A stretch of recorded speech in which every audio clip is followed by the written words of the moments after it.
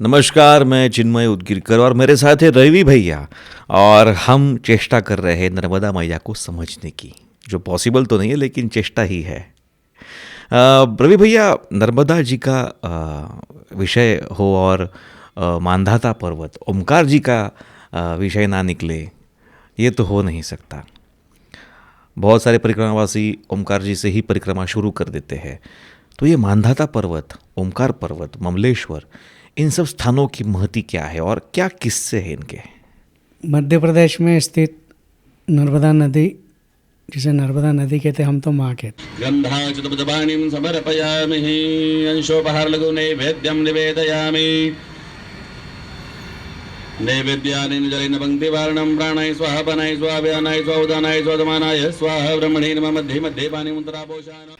माँ नर्मदा जी के ओंकारेश्वर स्थान में तीर्थ क्षेत्र ओंकारेश्वर है जी।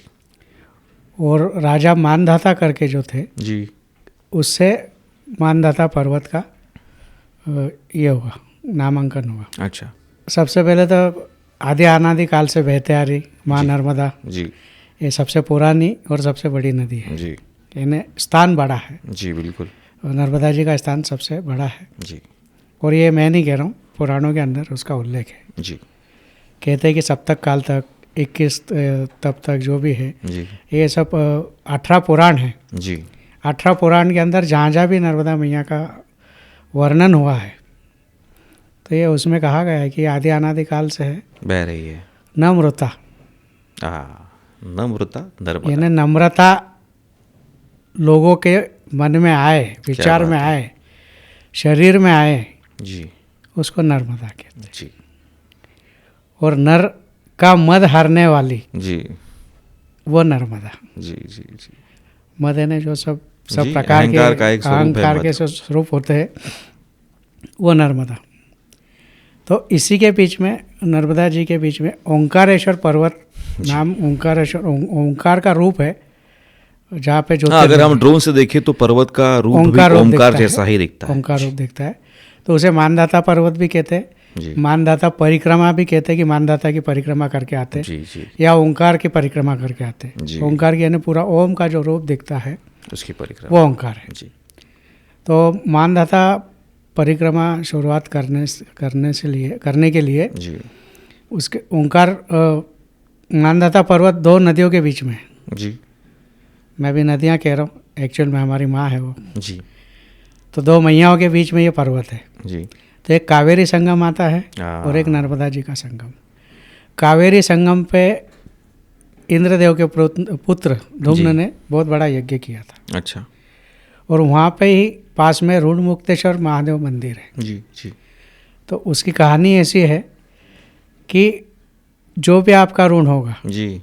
पितृ ऋण, गुरु ऋण, ज्ञान ऋण, ऋषि, जो भी जितने भी ऋण हैं जी, वो सबका कल्याण करने के लिए शमन वाह हो जाता हाँ, शमन नहीं होता, आपको वहाँ पे आपके हिसाब से है। जी। चने की दाल चढ़ाना पड़ती है। ओह, तो उससे वो ऋण मुक्त हो जाता है। अच्छा।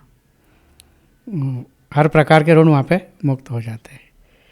उसके बाद में आगे चलते हैं तो यमराज का द्वार है। ओह, ये ऐसे ये परिक्रमा 7 किलोमीटर की है। जी। पूरी ओंकार पर्वत की परिक्रमा 7 किलोमीटर की। इसके अंदर जो जो तीर्थ स्थान नहीं बोलेंगे अपन तो उनको, जो भी चीज़ें आती है और जो मैंने पढ़ी है, जो सुनी है, उसके बारे में मैं संक्षिप्त में थोड़ी सी सादे और सरल भाषा में बताऊंगा। जी। यमराज द्वार का ऐसा है कि यमराज के द्वार से जो जाता है जी। तो उसे यमलोक जाने की गरज नहीं। अच्छा, वो यम द्वार से जो निकल गया मुक्त हो गया। वो मुक्त हो गया, इन सब चीज़ों से मुक्त होता है। उसके बाद में गौरी शंकर महादेव है जी। शिवपुंडी, उसको मामा भांजे की कोठी भी कहते हैं। अच्छा। तो ऐसा कहावत है, मुझे तो मालूम नहीं, जी। लेकिन कहते ऐसा कि सख्खे मामा भांजे, हम्म। यदि छोटे बड़े कैसे भी हो, जी। यदि दोनों उसको हाथ मिलाते हैं जी। पिंडी को, पिंडी बहुत बड़ी है शिव जी की, जी। जी। जी। तो हाथ मिल जाते हैं, लेकिन ओह। दूसरा कोई हाथ मिलाएगा तो नहीं मिलते। अच्छा। ऐसे कहावत है। अच्छा अच्छा, इसका पूरा इंटरेस्टिंग। पता नहीं सकता। ऋण मुक्तेश्वर से आगे अपन जब जाएंगे तो गौरी शंकर महादेव मंदिर है। उस मंदिर की विशेषता यह है कि ब्रह्मा जी के पुत्र धर्म ने मतलब घोर तपस्या की थी, और घोर तपस्या करने के बाद शंकर जी उनसे प्रसन्न हुए। प्रसन्न होने के बाद में शंकर जी ने कहा कि आप जो वर मांगना है मांगे। तो शंकर जी का रूप इतना सुहाना था, इतना मनमोहक था कि वो क्या मांगना यही भूल गए, और बस आपके चरणों में मैं सदा रहूं ये कहा। नहीं बोले फिर भी मेरे तो सभी भक्तों को मैं दर्शन देता हूँ, लेकिन जिसकी उसकी श्रद्धा जैसी होगी उस रूप में मैं देता हूँ। मैं तो आठों इसमें हूँ, बोले अग्नि में हूँ, पानी में हूँ, पशु में हूँ, पाताल में हूँ, आठों दिशाएं में मैं सब हूँ, पशु पक्षियों में भी मैं हूँ। फिर भी आप कुछ वर मांगना चाहते हो तो मांग ले। तो बोले मेरी एक ही इच्छा है कि मैं सब युग में जी, आपके सम्मुख रहूँ, क्या बात। आपके दर्शन में हमेशा करता रहूँ। तो उस समय महादेव जी के वाहन कुंभोदर नांदिया करके थे शायद, जी, तो वो उनके वाहन रहा करते थे। उसके बाद में शंकर जी ने वरदान दिया कि आज के बाद तुम मेरे वाहन रहोगे और जहाँ जहाँ मैं रहूँगा वहाँ मेरे सम्मुख रहेंगे। तो आज भी गौरी शंकर महादेव मंदिर के सामने वो स्थान आज भी है, मानदाता पर्वत पे। वहाँ पे उनने तप किया था जी, धर्म जी ने, ब्रह्मा जी के पुत्र ने। जी, वो एक मंदिर है। और आगे चलते हैं तो वहाँ पे लेटे हनुमान है। लेटे हनुमान, पाताले हनुमान भी बोलते हैं उनको। जी, तो पाताले हनुमान इसलिए कि राक्षसों का साथ में युद्ध कर करके हनुमान जी भी थोड़े विश्रांति के लिए आए थे। बोले ओंकारेश्वर जा रहे हैं, शंकर जी से मिलने जा रहे, तो थोड़ा सा विश्राम कर लेते। तो पाताल लोक से ही आए थे, तो लेटे थे। तो उसी स्थिति में आज भी वो लेटे हनुमान के नाम से ही या पाताले हनुमान के नाम से ही प्रसिद्ध है जी। आगे चल के 12 द्वारी है। अच्छा। वहाँ पे भीम द्वार है, अर्जुन द्वार है, सभी प्रकार के अलग अलग द्वार है। अच्छा। और मानधाता पर्वत पर जी 108 क्या बोलते हैं विशाल स्वरूप में, विशाल शक्ति के 108 शिवलिंग वहाँ पे है। अच्छा, हाँ। क्या हम जा सकते हैं वहाँ पे, देख सकते हैं? नहीं, ऐसे दिखते नहीं हूँ, क्या मैं शब्द बोलना भूल गया। अच्छा अच्छा, अदृश्य रूप में है। अदृश्य रूप में पूरा ब्रह्मांड ही वहाँ पे मानधाता पर्वत पे ही है। ओ, जब ये राक्षसों के साथ में जब युद्ध हुआ, दानवों के साथ में जब युद्ध हुआ था, तो परिवार के सहित सभी लोग ओंकारेश्वर पर्वत पे, ओंकारेश्वर में आके वहाँ पे समाहित थे। जी तो 108 शिवलिंग का दिव्य शिवलिंग जी, जिसको अपन कहते हैं, वो मानधाता पर्वत या ओंकारेश्वर के आसपास में ही है। और उसके बाद में ऐसे बहुत से तीर्थ स्थान है, कम से कम मेरे ख्याल से 20-25 से ज़्यादा होंगे। मैंने तो कुछ आपको थोड़े से ही बताया कि मानधाता की परिक्रमा क्यों करते हैं लोग, क्यों जरूरी, तो वो करने से भी आपको एक अलग प्रकार की ऊर्जा प्राप्त होती है कि इतने दिव्य शक्ति और इतने लोगों ने यहाँ पे तप किया, यत्न हुए जी। शंकर जी भी है, खुद ब्रह्मा जी भी थे, सभी थे। ब्रह्मा जी का भी स्थान वहाँ पे ही है जी। हनुमान जी खुद आके गए।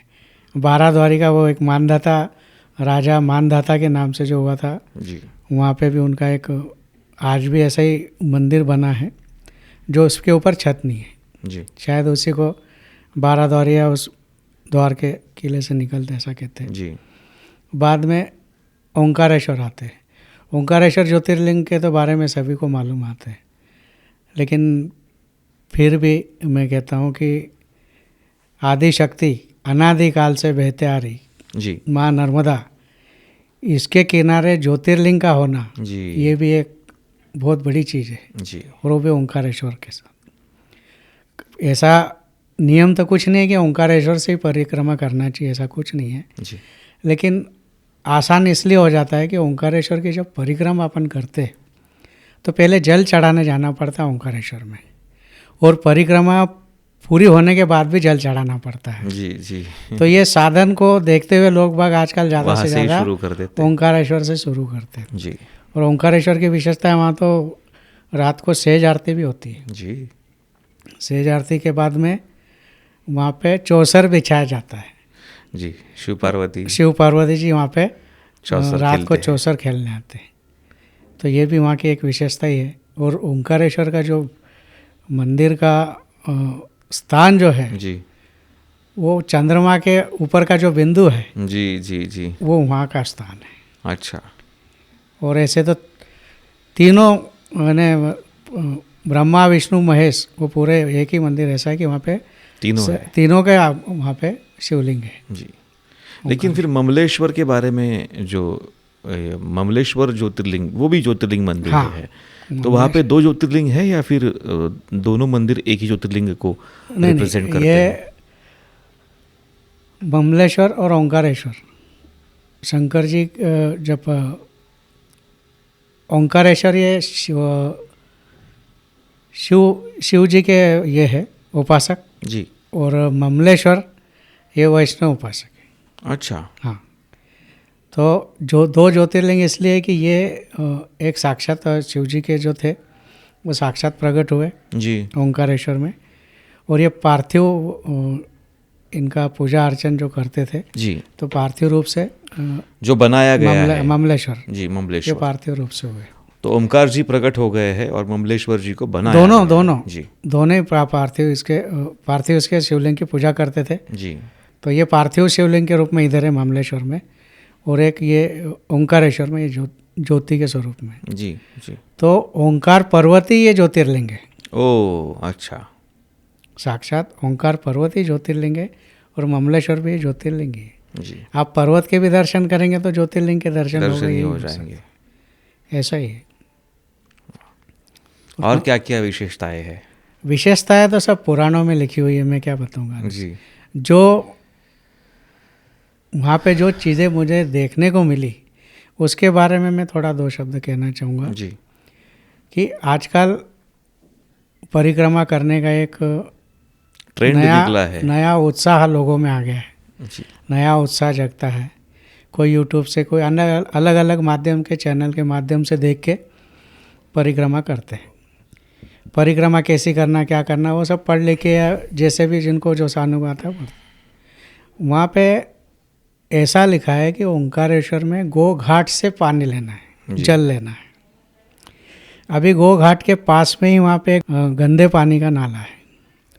लोगों को मालूम नहीं पड़ता कि पानी कहाँ से लेना है, और वो पानी पूरा गो घाट से जाता है।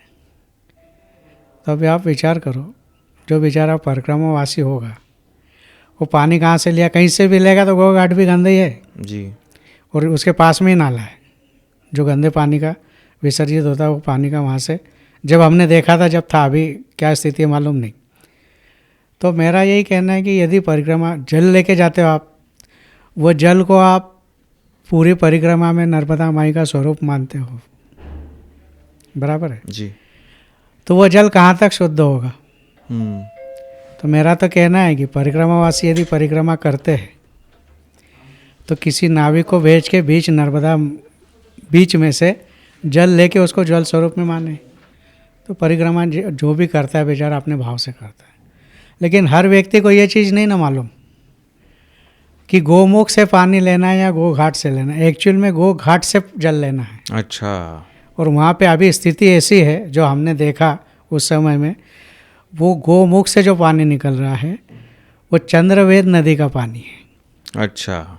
नर्मदा माई का नहीं है। तो अभी लोगों के मन में भाव क्या है कि नर्मदा जी का जल है।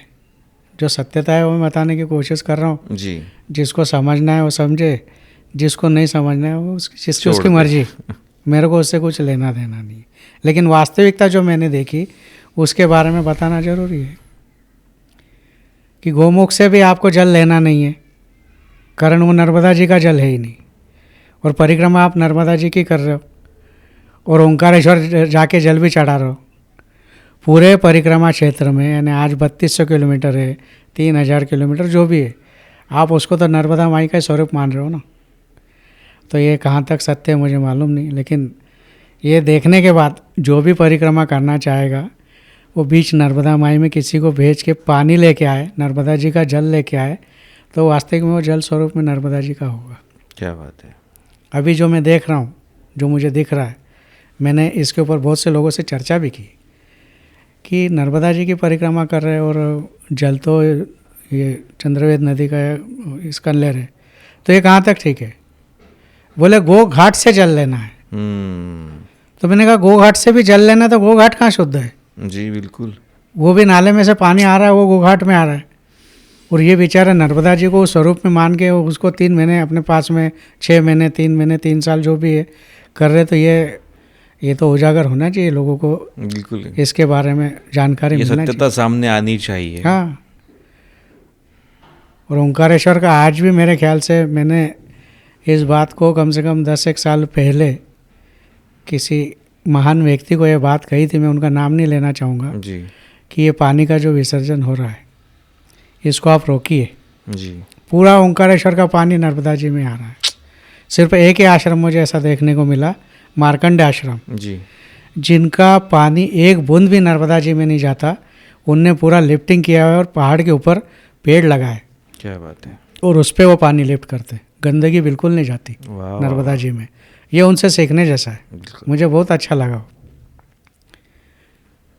तो ऐसा है, नर्मदा परिक्रमा के मार्ग पे अपन अलग अलग विषयों पे जैसा जैसा मेरे को प्रबोधन करते जाएंगे। हाँ। क्योंकि आपकी जो संस्था है नर्मदा निरंजनी, हाँ। उसका काम ही है नेचर की और नर्मदा जी के अविरल निर्मलता की रक्षा करना।